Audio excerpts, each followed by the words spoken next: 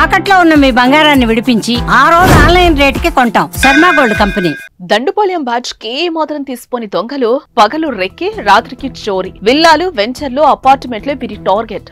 ఎదురిస్తే ప్రాణాలు తీయడానికి వెనకాడని nice. Plan వేస్తే పక్కగా దొంగతనం చేయాల్సిందే. సైలెంట్ గా వస్తారు, వైలెంట్ గా పనిచేసుకుపోతారు.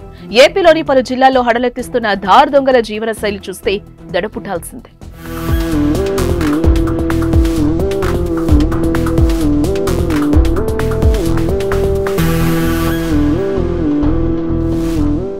ముందుగా దొంగల గురించి తెలుసుకునే ముందు వారికి ధార్ అనే పేరు ఎలా వచ్చిందో తెలుసుకుందాం. ధార్ అనేది మధ్యప్రదేశ్ రాష్ట్రంలోని గిరిజన ప్రాంతం. అక్కడక్కడ చిన్న గ్రామాలుంటాయి. వీరు విద్యకు చాలా దూరంగా ఉంటారు. చోరీలే వీరి ప్రవృత్తి. చాలా వరకు దొంగతనాల్లో ఒకే కుటుంబానికి చెందిన వారే సభ్యులుగా ఉంటారు. వాస్తవానికి వీరు ప్రధానంగా వ్యవసాయ కూలీలైనా ప్రవృత్తి మాత్రం దొంగతనాలు చేయటం. అలా ధార్ అనే ప్రాంతంలో నివసించే వీరిని ధార్ దొంగలుగా పిలుస్తారు. ఇక ధార్ దొంగలు విపరీతమైన నేర ప్రవృత్తి కలుగుంటారు. చోరీకి వెళ్లిన సమయంలో వీరిని ఎవరైనా అడ్డగిస్తే ప్రాణాలు తీయడానికి కూడా వెనకాడరు. గ్యాంగులుగా ఏర్పడి చోరీలు చేయటం వీరి నైజం.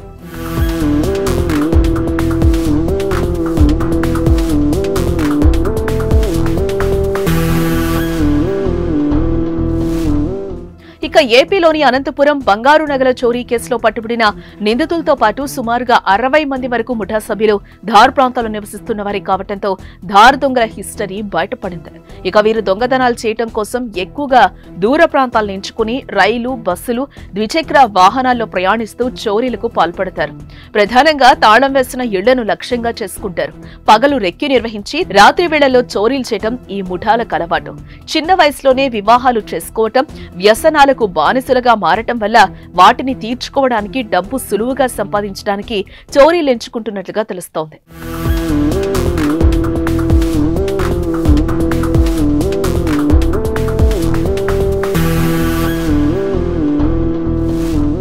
ఇక ఈ ధార్ ముఠా సభ్యులు ప్రత్యేక లక్ష్యాన్ని కలిగి ఉంటారు. చోరీలకు దక్షిణ భారత రాష్ట్రాలనే ఎక్కువగా ఎంచుకుంటారు. దీనికి ప్రధాన కారణం ఏపీ, తెలంగాణ, తమిళనాడు, కేరళ, గుజరాత్ వంటి రాష్ట్రాల్లోని ప్రజలకు బంగారు ఆభరణాలను ఎక్కువ ఇష్టపడతారు.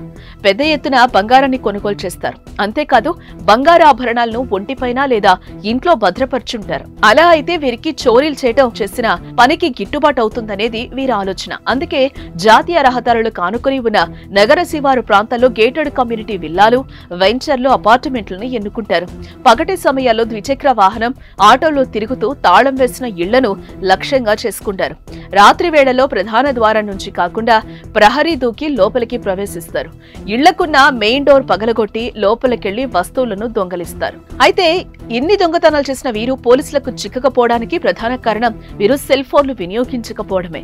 పైగా దొంగతనం చేసే సమయంలో వీరు ముఖాలను కనబడనివ్వరు. పగలు వీరిని చూస్తే వీళ్లు దొంగల్లా అనేట్లు కనిపిస్తారు. ఇక నైట్ అయితే చాలు ఒక్కొక్కరు ఓ ప్రత్యేక ముసుగు ధరించి ఇళ్ల మీద పడిపోతారు.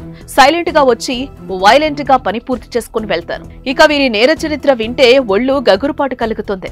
మనిషిని మనిషిగా లెక్క చేయని మనస్తత్వం వీరిది. ఒకవేళ ఏదైనా చోరీల్లో పట్టుబడితే వారి ప్రాంతాల్లోకి పోలీసులు వస్తే ముఠాలుగా ఏర్పడి దాడులు చేస్తారు.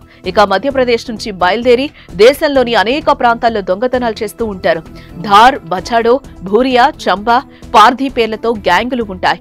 ఒక్కొక్క ప్రాంతంలో ఒక్కో పేరు, చోరీల్లో ఒక్కో శైలి. కానీ అందరూ చేసేది లూటీనే.